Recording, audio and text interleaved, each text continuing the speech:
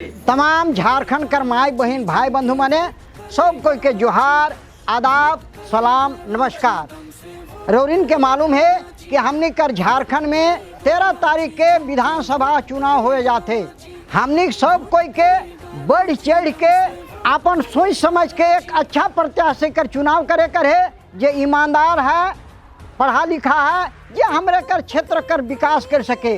ओसन आदमी के निर्भय होके बिना केकरो से कुछ लेवे देवे और एक वोट देना अनिवार्य है।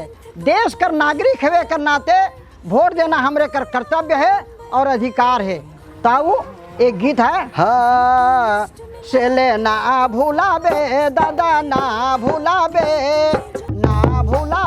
भैया ना भूलाबे, वोट देना वोट देवे ना भूलाबे दीदी ना भूलाबे बहन ना भूलाबे, वोट देना वोट देवे ना भूलाबे, वोट देना वोट देवे ना भूलाबे।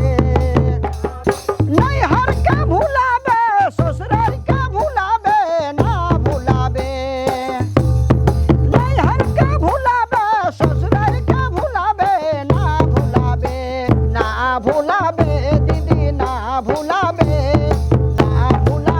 बहन ना भूलाबे, वोट देना वोट देवे ना भूलाबे, वोट देना वोट देवे ना भूलाबे। नहाय के भूलाबे खायक के भूलाबे ना भूलाबे,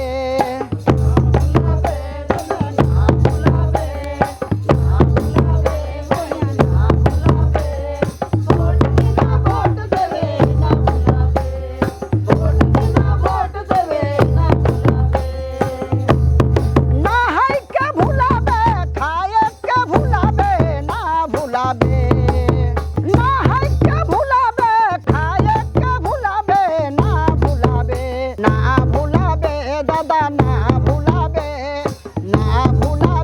भैया ना भूलाबे, वोट देना वोट देवे ना भूलाबे, वोट देना वोट देवे ना भूलाबे।